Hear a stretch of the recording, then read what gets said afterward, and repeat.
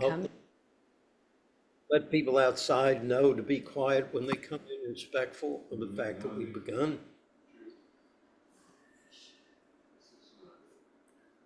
All right. So today, hey, Brad. Hi, Bart. Today we are going to be dealing with energy because we are, as I've mentioned, in the middle of a whole day retreat here in Texarkana. And we are gradually going to work towards a sound healing that's going to be with our friend Leanne Goldman. So we're preparing ourselves to receive that blessing by attuning ourselves to the energy in our bodies and the energy around us in a kind of progressive way, starting with now in a mindful way with our bodies and our breath, and beginning to move out from that to the world, and then to begin to connect the two and have that flow of energy back and forth, which is a very deep communion and actually what spiritual teachers mean by love. It's not an emotion, it's a state of being.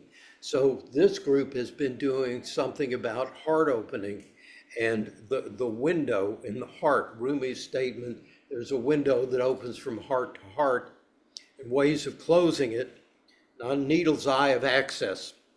Sometimes both ways are appropriate, and we need to hear that. You don't keep your heart open all the time because then you get damaged. It creates a lot of trauma for you. Sometimes it's appropriate. It says the greatest ignorance is not to know about this window. When houses live side by side with windows open, that's the embrace we want. Okay, listen to that because it's the antidote to codependency.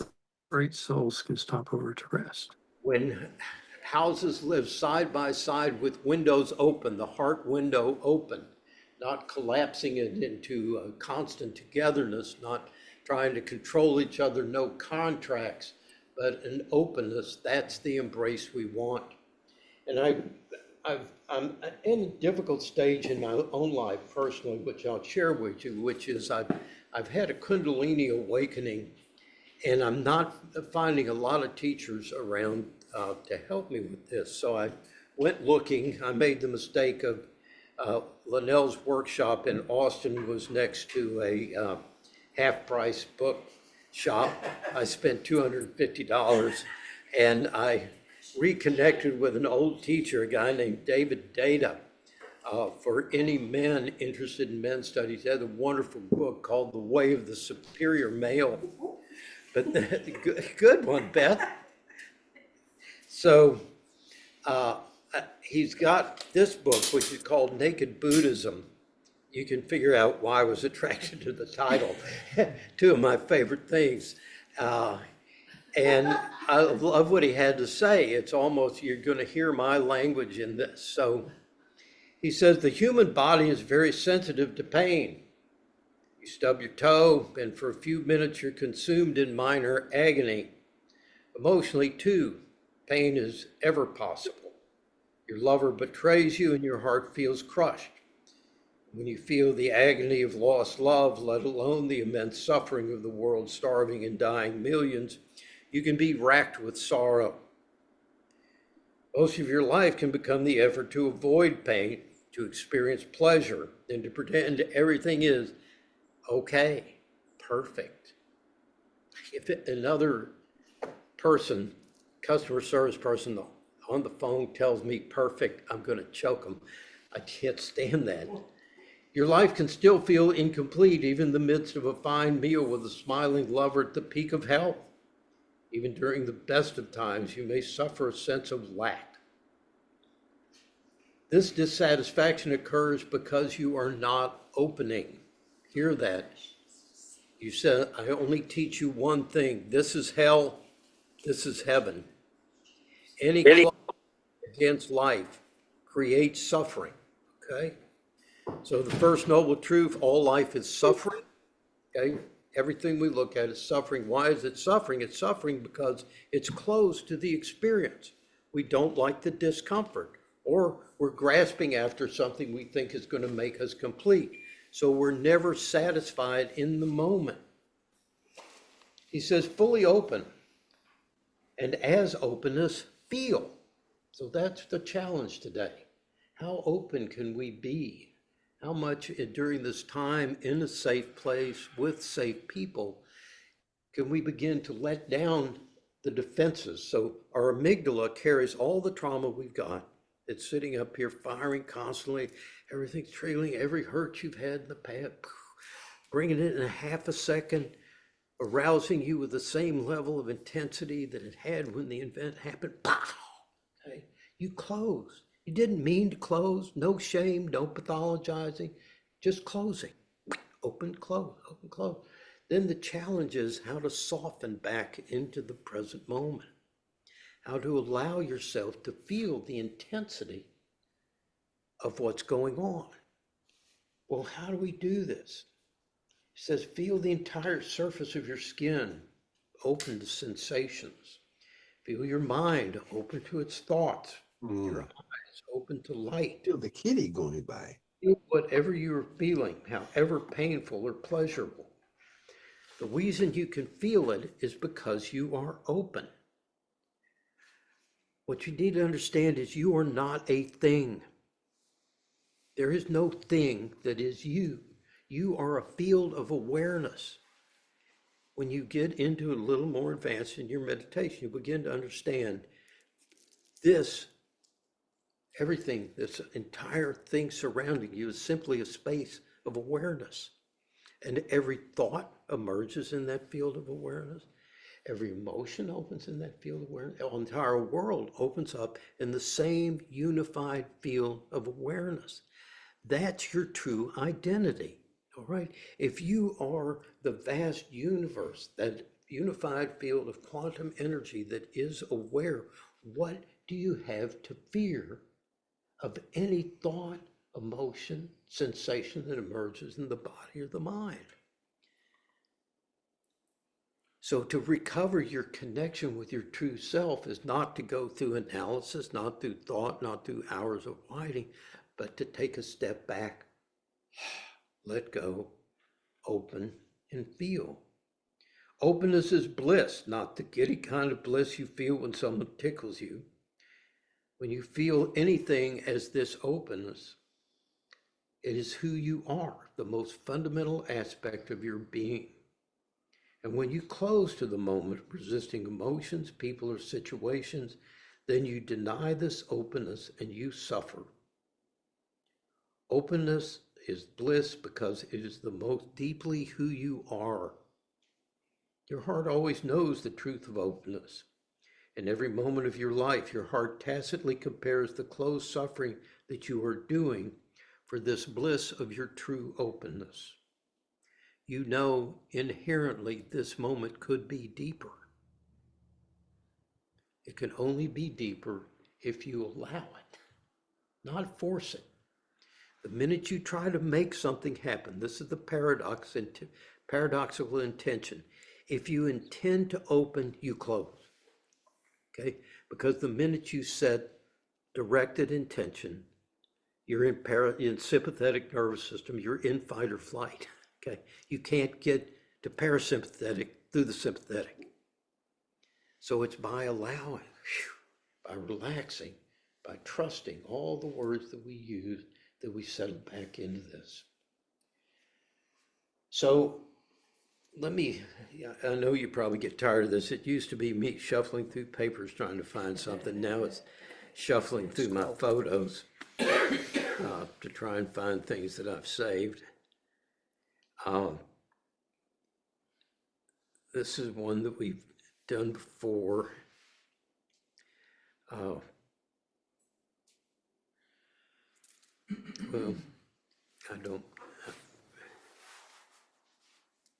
I should have brought the book in.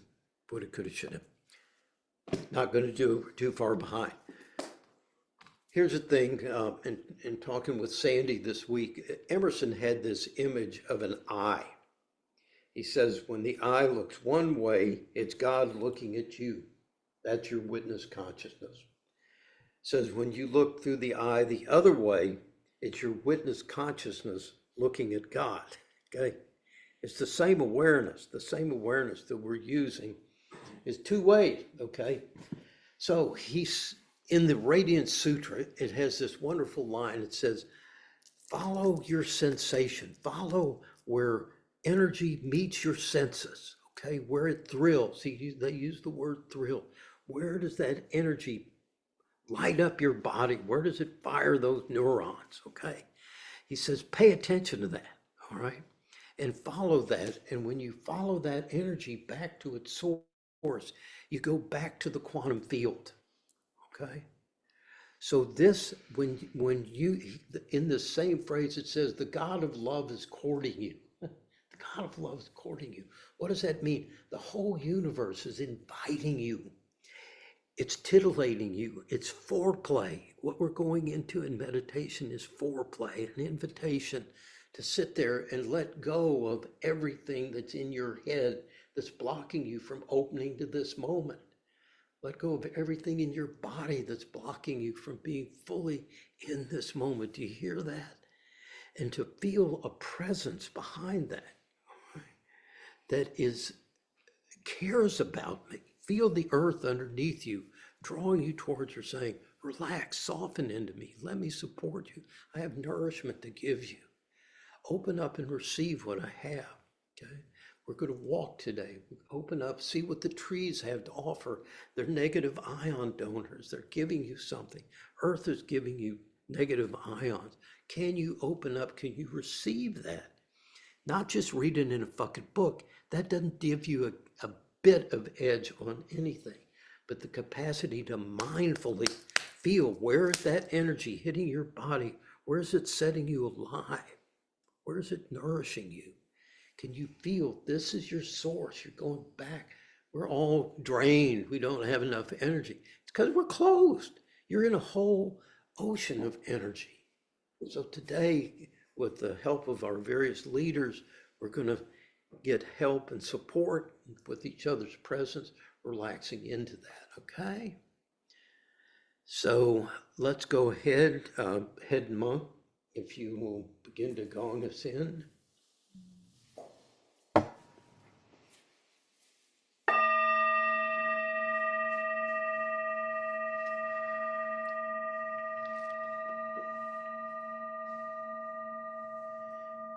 Feel the energy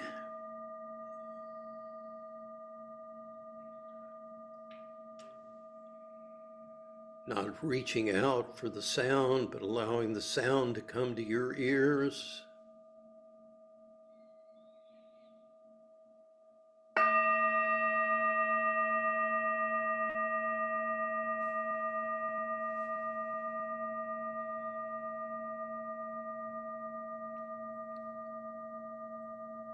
The senses are always in the present moment.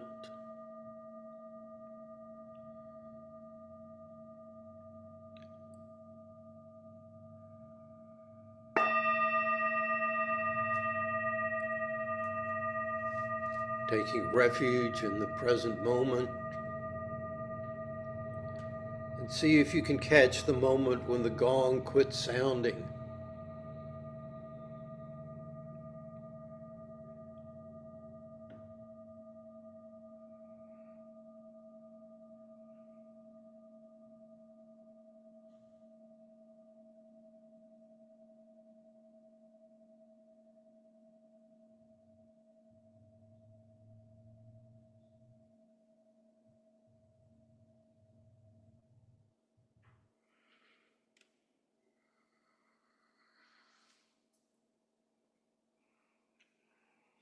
Bring your awareness to your breath.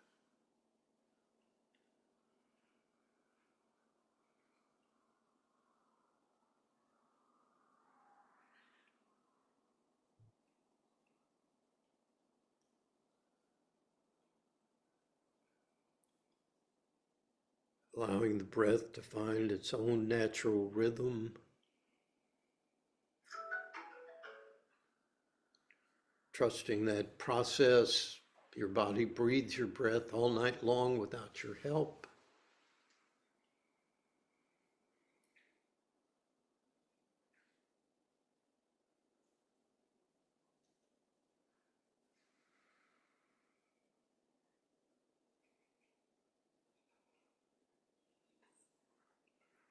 letting go of trying to understand anything, compulsive meaning making.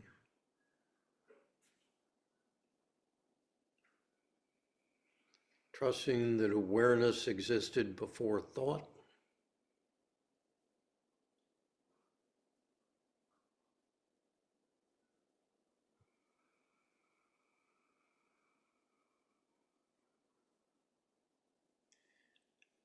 Letting go of all compulsive doing.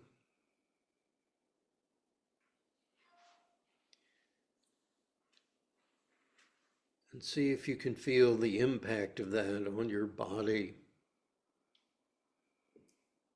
Let it open to the spaciousness that's created. As you simply let yourself land in this moment, in this moment.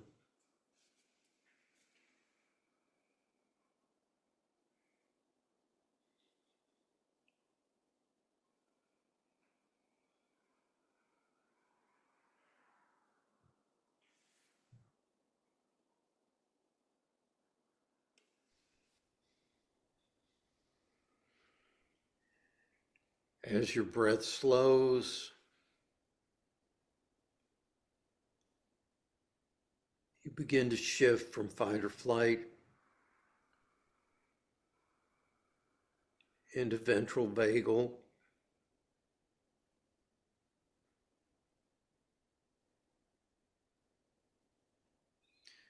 The monkey mind begins to shut down. The monkey mind can't exist in the present moment. It needs to go past the future.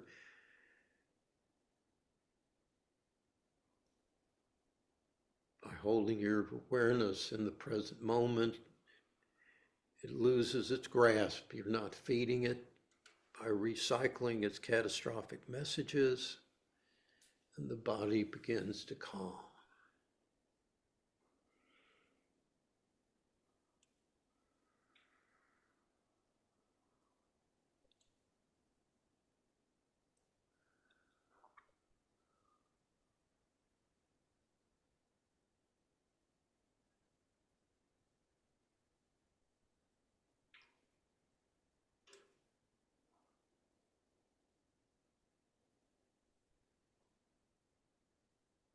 Taking the breath into any areas of tightness in the body, as we do in yoga.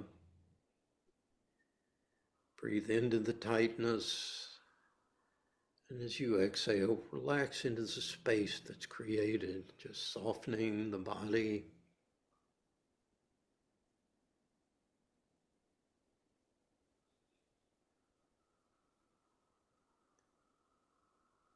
Allowing a gentle receptivity.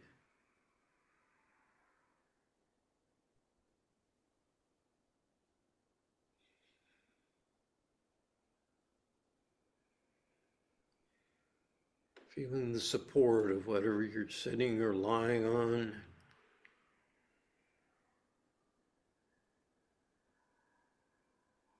And giving your weight over to it, trusting it.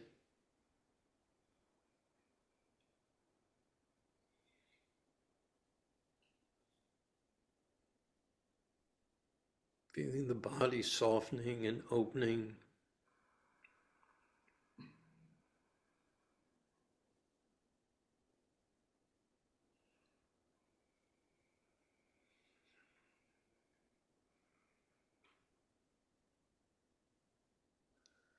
And as the body softens, see if you can attune yourself to the flow of energy carried on the breath, the prana.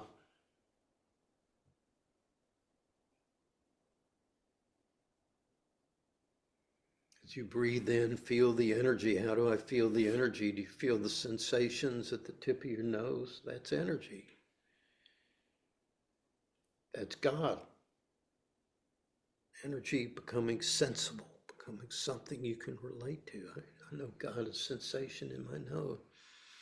That's sacred, sacred breath. Whoa, move that to the back of the throat. Feel the sensation there. Whoa, they were there. I didn't have to create them. Awareness, energy follows awareness, bringing the awareness to the back of the throat, into the lungs. Feel the internal senses waking up as awareness meets sensation, energy meets the body.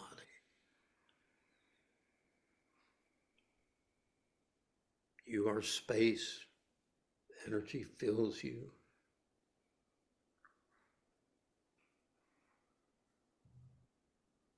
Supports your awareness.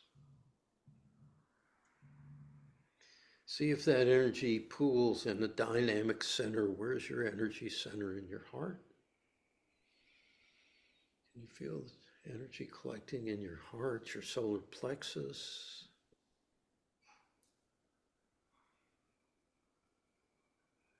Does it collect in the lower dantian above the pubic bone, or the floor of the pelvis? Kundalini energy. As you inhale, where do you feel this sacred energy delighting your body, inviting you to a deeper experience, like a bud being invited by the sun to open, receive more warmth?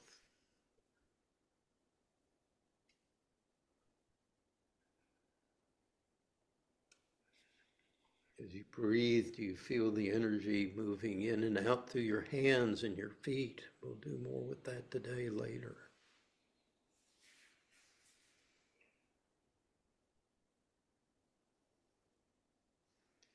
Don't think the energy, bringing awareness to parts of the body. You discover energy. It's there, all around you.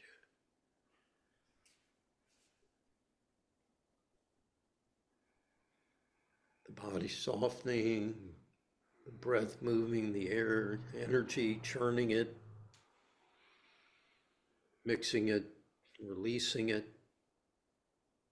just like the breath, in and out, up and down, open, close, the constant rhythm. Everything is vibrational energy. It's moving like a sine wave, up, down, in and out. Ride the flow.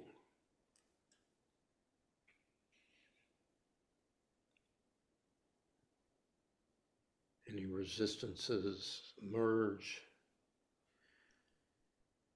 as soon as they start, rather than trying to fix them or resist them. Just open to them. It's just energy, stuck energy, whether it's a thought,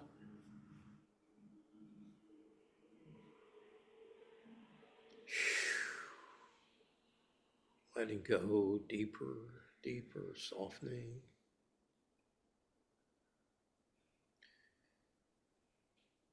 Creating space in your awareness. Your thoughts starting to float when they're not held by the mind and entertained or resisted. They just disappear.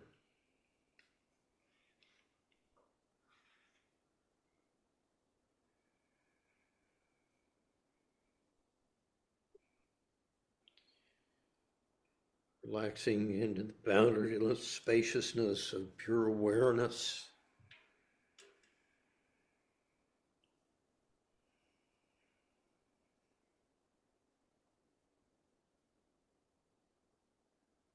Extending to the edges of the universe and beyond. Experiencing yourself, your awareness as boundaryless spaciousness. And everything that you thought was you, which is so impermanent, emerges, rides for a while, and disappears.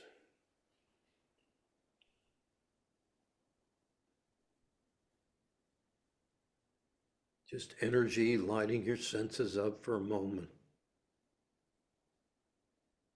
then folding in upon itself and dissolving back into the vastness.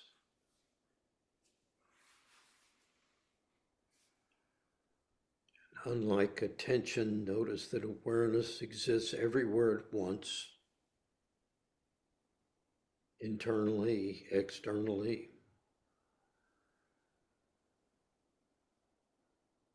Receptive.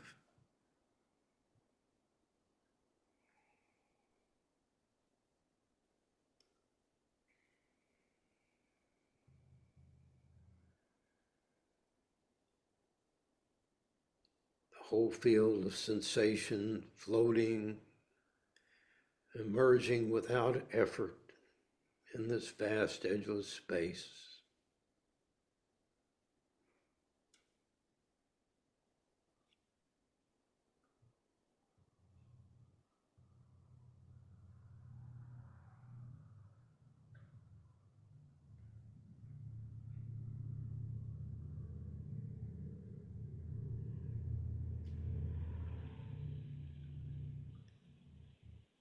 Continuing to soften and open in the body.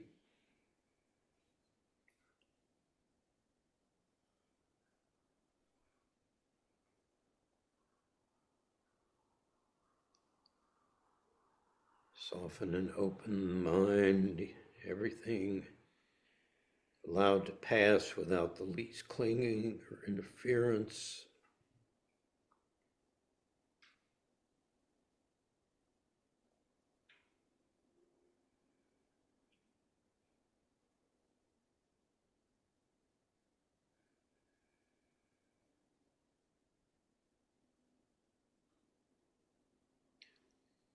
And opening the heart.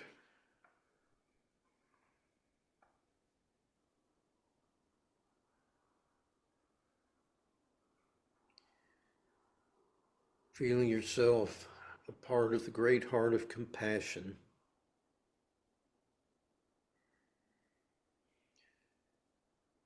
This spaciousness is compassion, which is the ability to see all, to stay open to it without judgment.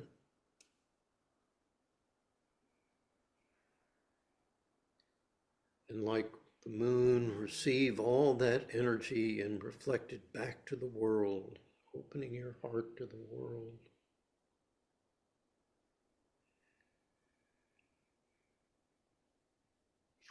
Freely sharing all the energy you receive.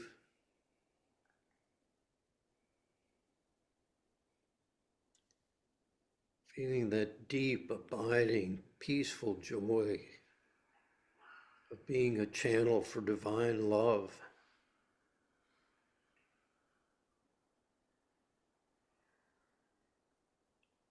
Constantly given, always there to be received and then shared.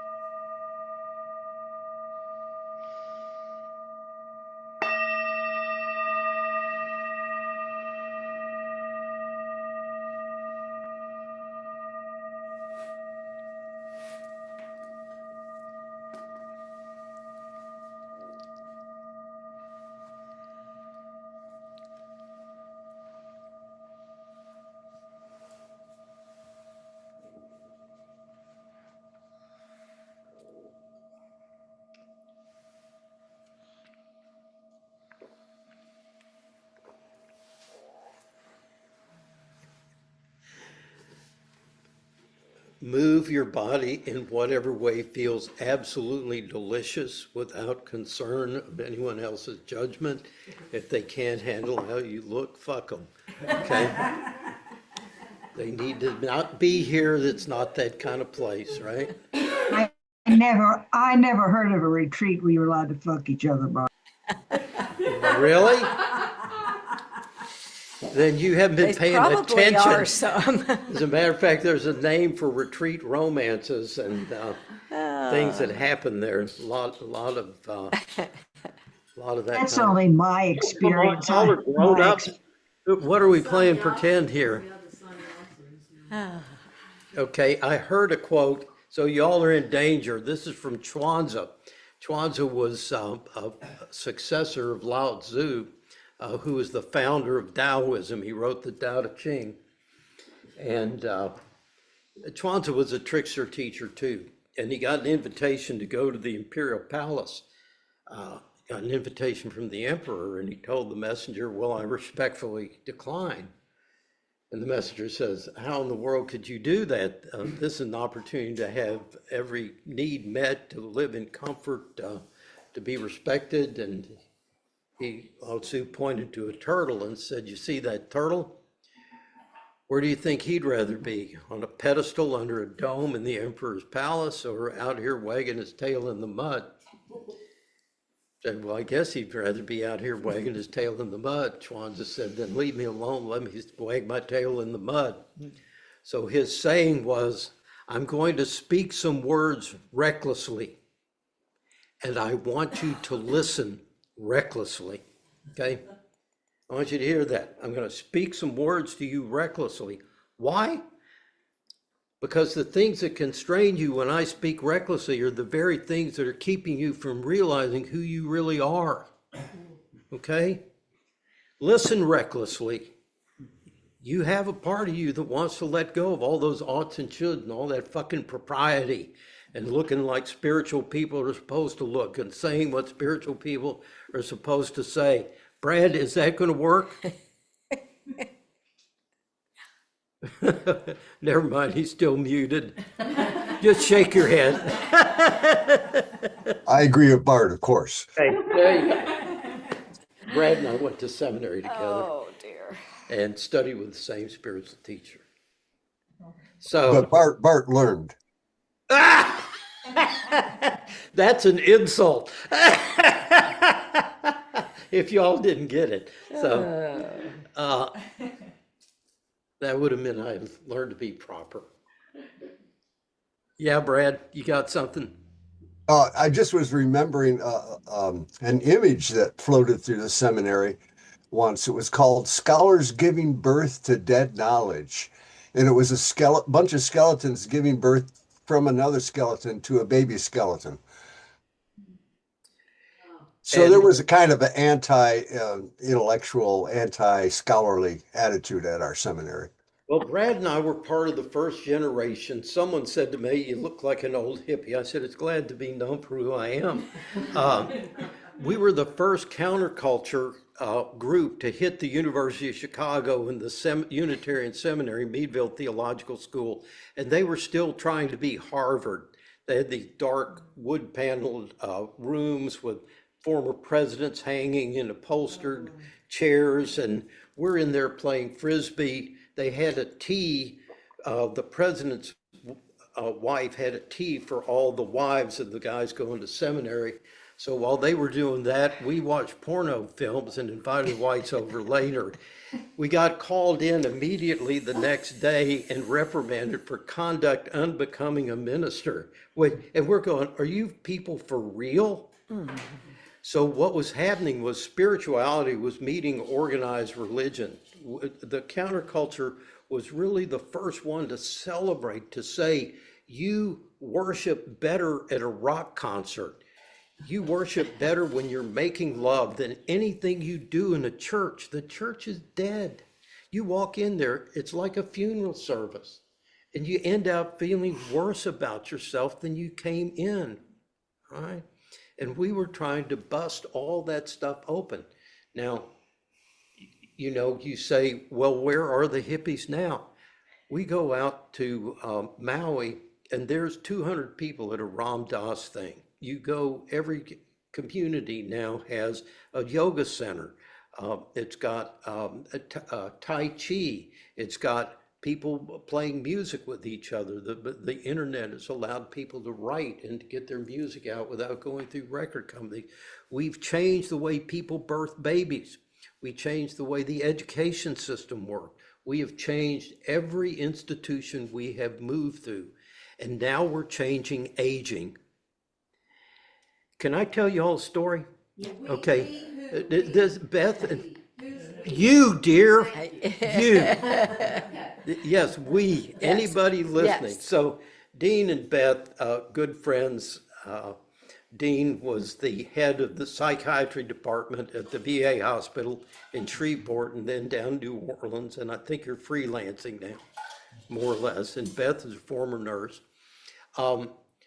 They've got kids, one group out in Atlanta, and their youngest daughter just had a baby. And they were hoping to be close to the baby and see the baby grow up.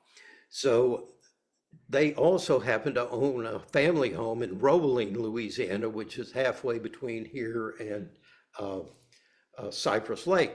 They want to retire out there in the family home, in nature. They want to explore their spiritual life, to live their retirement.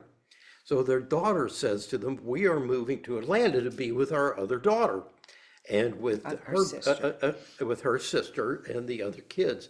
And we are going to take care of you and we will move you into a nursing home when you're ready. We're not abandoning you. And they're offended, and they should be offended.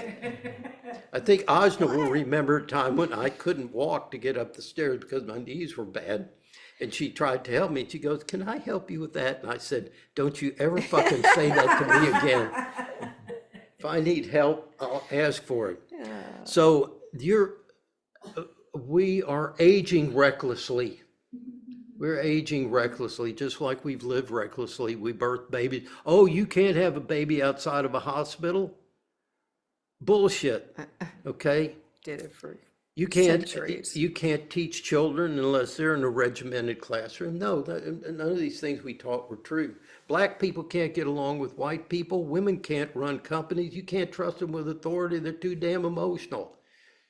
Wrong. I would rather trust a woman who's got some good vagal tone, keeps moving up and down thing, than trust some asshole who's totally rigid and frozen in control, okay? So that's what we're doing right here, right now. We are continuing the revolution. We're continuing to support each other. Keep that spirit of rebellion alive. Why are we rebelling? Not for the sake of rebellion, but for the sake of connection, for the sake of openness, for the freedom to explore the expansiveness that we are, to channel the compassion that we discover that we are when we live in that space. Could any of you, can any of you feel that if you try to be compassionate, you're only an idea of what compassionate looks like? When you are in this place, you are compassionate. Okay, you can't not be compassionate because compassion is non-judgmental awareness, and that's what you are. That awareness is automatically non-judgmental. So expanding into that and encouraging everyone else to expand into that, to continue to show our children how it's done, to show them a better way. Okay? Okay, anybody else? Questions? Bart's on the pulpit today. Well, we're also kicking off this retreat. So, and we're kicking off this space, Yes, which we is a are. communal space for encouraging this attitude to draw in like-minded people from the surrounding area, to invite other teachers, other practitioners in, and to share this space. It's not our space. It's not a private possession. And I'm hoping that people like Dean and Beth, if they get their barn done in Roebling, might create a space where other wayfarers can go, and create spaces in New Orleans, and spaces in Denver, spaces in Austin, okay?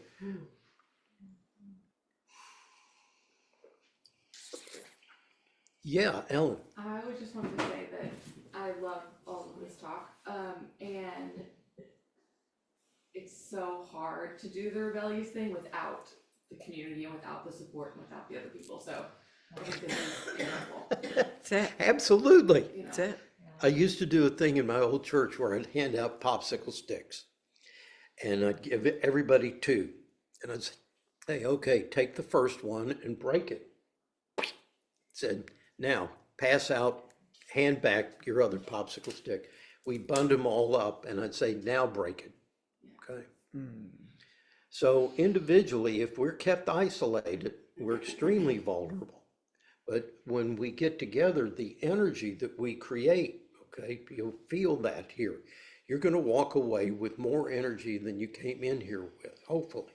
Okay? Not because anybody sacrificed, not because anybody took care of anybody else, simply because the energy came through us.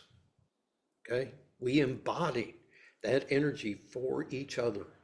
And we need that. That's what gives us the safety that we need to be authentic. Yeah. You feel that. You feel the sadness of that. Yeah. Yeah. I feel the sadness of that. And that's what he was saying in the reading. That sadness is because we know we can open so much more. I'm only giving a tenth of what I can give, what I can channel. I need permission. I need a safe place to heal the wounds that keep shutting me down so I can continue to open. That's what. Ajna's had her hand up. Okay, Ajna. Thank you. It's just a little thought I had while you were talking about breathing and how we do it unconsciously. And I thought, that is true all my life unconsciously. But when I'm meditating, it's not that I take over control of my breathing. It's just that then's when I become a participant in my breathing. That's right. I love that. And that's really why the natural breath is called a breath practice, because it's a bit of a challenge to leave it alone and just watch it. Yeah. So that's the practice. Yeah. And that goes for yourself. As you watch yourself unfold, can you leave that alone? Okay? Quit trying to fix it. I'm serious. The more you try to fix yourself, the implicit message is something's wrong with you. It's the backwards law. It's the backwards law. Do you want every thought you think, every action, you are hardwiring into your brain? That's what karma means. It doesn't mean there's some outside law. It's an internal law that every thought, every action that you do is hardwiring itself in your brain. It's inescapable. So how do you get to freedom? By controlling yourself.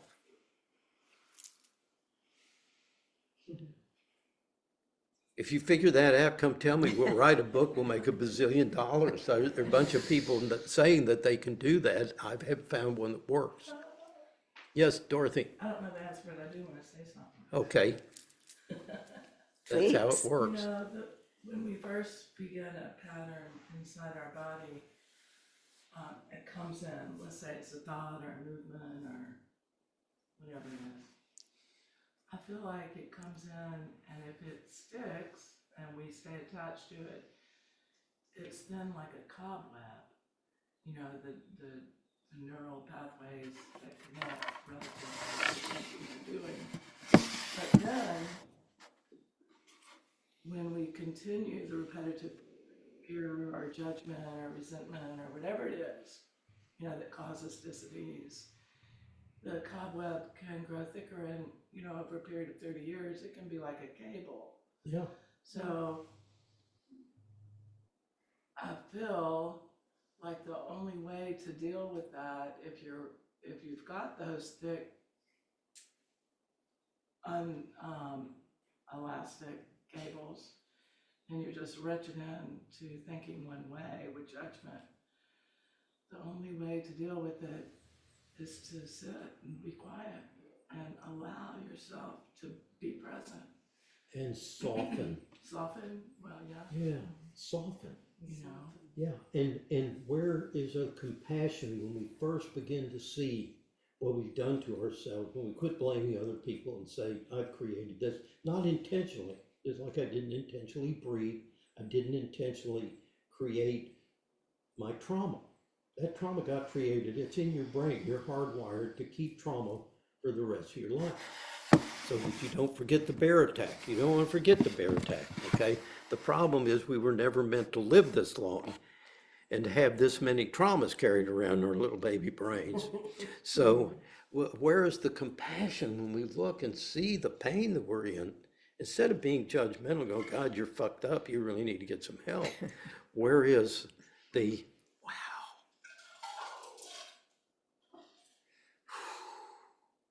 that hurts.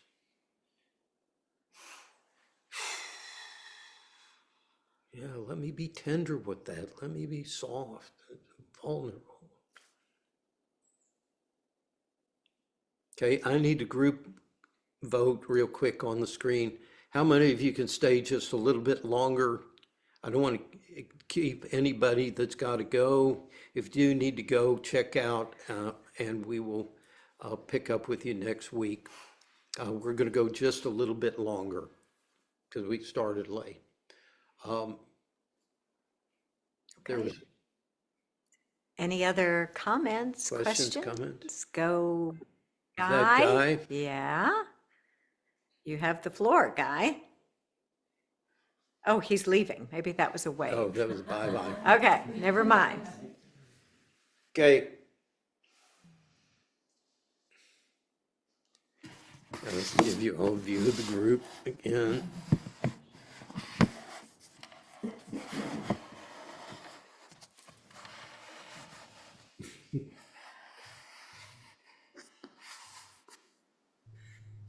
Okay, well, maybe I spoke prematurely. I have a question. Okay, go ahead, Matthew.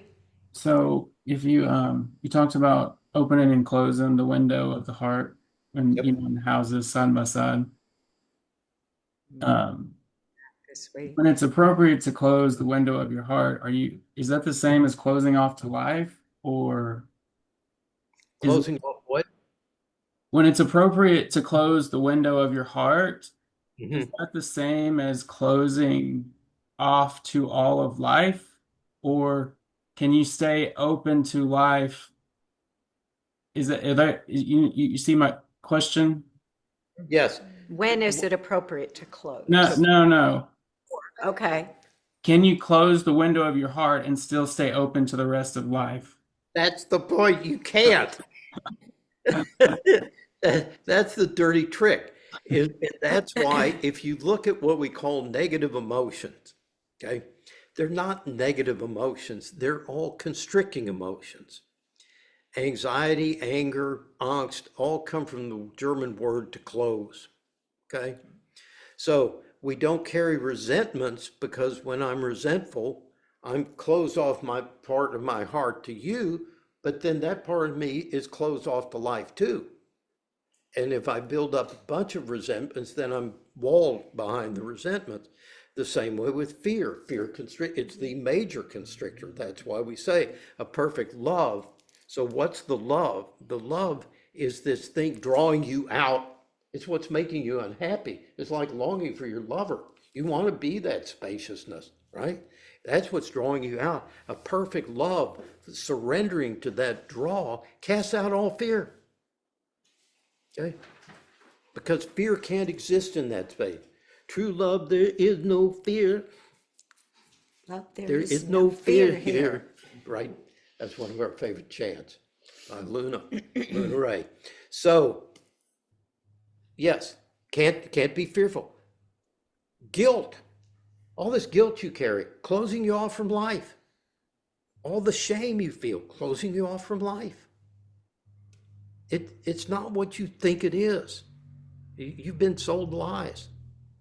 It's the constriction. Can you feel that? Is there any part of you that can feel when you go ventral and you're like this and life feels expansive and you're feeling curious and you're feeling optimistic, the question of your own worth never comes up? Okay? Never say, am I worthy? Kids don't ask that question. Animals don't ask that question. All these fears, all this shame, all the guilt, all learned. All learned. You didn't come into the world with it. But isn't Matthew asking about Rumi's guide that says sometimes it is appropriate to close your heart to certain things? Yes, but understand what you're doing when you do it. So Jesus said the same thing, cast not your pearls before swine. He said, if someone's attacking you, don't try to convince them of something. Shake the dust off your shoes and move on. Even the Buddha, with his group, when they were arguing, he couldn't get them to stop. He didn't try and force them. He just went off into the forest. Okay? So, no, you carry the Holy Spirit in. I'm going to cry because this is what you don't understand. This is what codependence, the mistake we make over and over again. Your primary responsibility is to protect your spirit. Your spirit is sacred. They even have a saint, Saint Michael, dedicated with a flaming sword to protecting the sanctity of your spirit. I don't let anyone transgress against the sanctity of my spirit or the sanctity of another person or the sanctity of the earth. Okay? At that point, you say, no, no, no. Okay? No. That's where we put the boundary up. The difference between a boundary and a wall is the minute that you're not under attack, comes down. Why? Get back open. So, open, shut. Now, you're going to shut anyway. People understand that. Open, close, up, down, in, out. Universe, it's always going to play those opposites. So don't feel guilty about being closed. Just be aware of what's happening. Feel the truth and the reality that closed, disconnected, no energy. Open, lots of energy, lots of connection. Don't take it from a book. Feel the truth of it, particularly today. See if you can play with it. And watch how you go through that. Open, close. How many times in the course of this retreat? Pat, Okay. Hi. Um, I came into this gathering today with one thought that I wanted to share, and I still want to share it, so I'll squeeze it in, okay? I've been my husband and I have been going to Al-Anon for maybe about 2 years because throughout our lives we've had a lot of influence by people who are out of control in our family or in our circle. Anyway, I kept going, and it was at this very time of every Saturday morning at 9 where I live in my time zone. And so I knew about the Sangha, and I was really torn between what to do, but it was because of a should, I should go to Al-Anon. Well, it became, I guess the metaphor for me was it was like I had a pebble in my shoe when I was there, when I was leaving and coming. It just hurt in some ways instead of helped. And I couldn't find my way out of that. But I finally, I'm a writer and I love words, and I get stuck in my head all the time because of that. But there's one word that just freaked me out when I finally realized what it was, and the word was qualifier. And I don't know if you're in a recovery group or anything, but the All qualifier. the Al-Anons in the room cringed. Yeah, No one can relate here. I couldn't get over how much I felt offended by that. I felt like I don't have a qualifier. I have a little girl who's my daughter, and she's grown up and she's struggling. Yeah, it was just heartbreaking. But anyway, I've stopped going, and I'm here with you all now, and I'm really glad to be with you. So got some applause. thank you. Know what the qualifier for being here is? That you cannot judge other people. That's our qualifier. So Yeah, thank you. good. All right, Ellen, Omi. did you still Ellen? have something? I have a little question. Go. Could you? Okay, so I'm so glad that I went after Matthew actually, because his question is very related to my question. So let's say that I'm maybe struggling with a closed window, right? Like a resentment against a group of people or a person or whatever, right? Yes, ma'am. How do I not try to better myself into changing that? Okay. Like and practically, right? Like I agree, everything makes sense. But what about in the moment when I'm sitting there realizing that I'm totally closed off to this person because of XYZ? How do I accept who I am and live recklessly and observe myself and not try to change it, and also open? Okay. Did y'all hear the question? Yes. Okay. So that's what I'm going to deal with next week. Okay, Okay. great. So, Hey, they- Hey, you know, and next week will only cost you $700. Yeah. Bart, you're such a tease. Cliffhangers. Yeah. But you will get a little bag with my name on it. So it's about forgiveness. All right. And a major part of any meditation practice is the cultivation of compassion. So I love what Tara Brach says. She says that meditation is a bird with two wings. Meditation and compassion practice. And so the way to deal that is to feel yourself harden in that situation. Even just experiment saying their name. Feel yourself harden. That's all it takes to see. It isn't the reality of them. It's the energy generated by the thought and what it's activating in my brain. Okay. So I'm doomed before I even get in the room. Okay, because you're carrying a diseased brain in there, not diseased in the big sense, but it wasn't designed to be in this environment. Let's put it that. That's a much more skillful phrase, that it wasn't designed for the environment we have it in. So as you watch in, feel yourself harden and just soften as much as you can. All right. All right. Now that deep trust, you're going to always have paradoxical truths. One truth says it's always appropriate to close. The other one is Michael Singer's, it's never appropriate to close. Okay. And both are true. That's what's hard to understand. So Tara Brach's teaching of moderation, no, it wasn't Tara, it was, who was Sharon it? Salzberg. Sharon Salzberg, who said that she was struggling with closing, went to her teacher. You mean these teachers have teachers? Yeah, we do. So she goes in and says, I'm struggling this, I get to this point, and then it gets too uncomfortable. It's too hard. It's too hard. I can't stay open. What should I do? He said, take a little bit more than you think you can stand it. That's Pema Chodron too. And then stop. Okay. So it's called expanding your window of tolerance. If you go too far, you're going to rebound.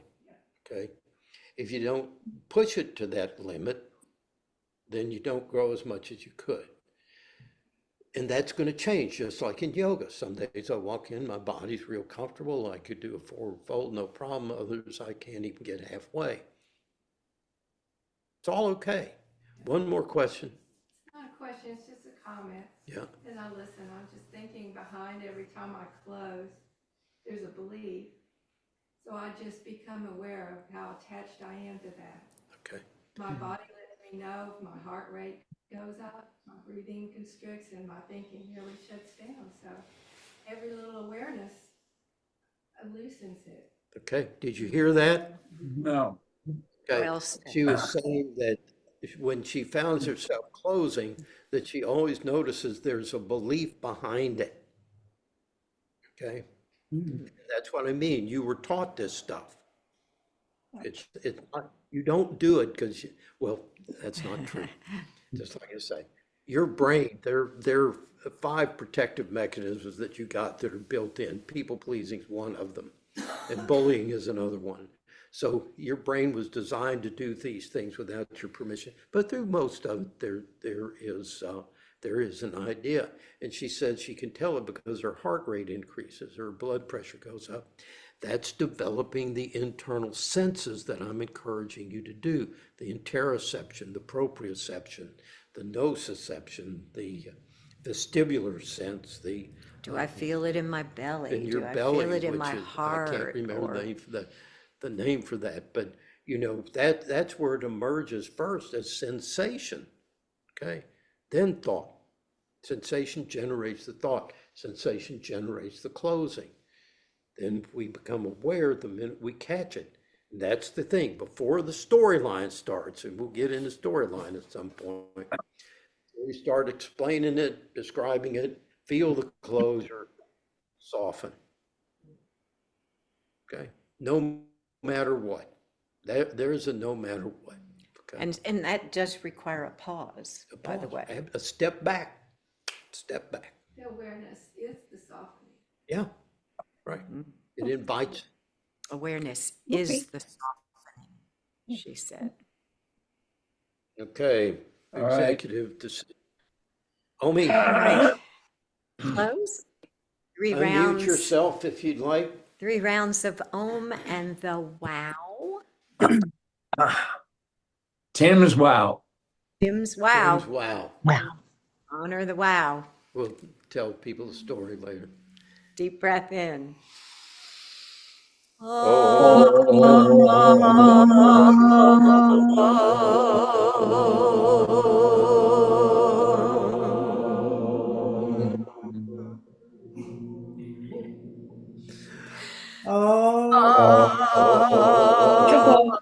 Feel the energy, feel the vibration.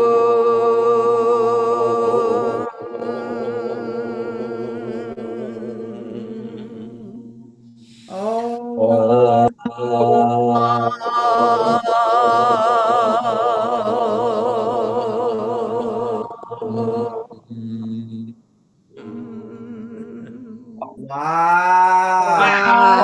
wow. That made the day. Yeah, of course you'd love that. That's what we're meant to do. Yeah. All right, you all. I'll Love see you you in all. about a month. Hey, see you next week. I'll miss you, Pam. Have a I'll see great you in a time. month. Send Diana pics. and I are going to be together. Hey, We'll, Andy. we'll think Love about you you. guys. We'll think Pam. about you in the middle of the night. Exactly. We may get up and do it. Who knows? You know, we're crazy. Jet lag. Bye, guys. Have a good Love you week. all. Tina. Take care.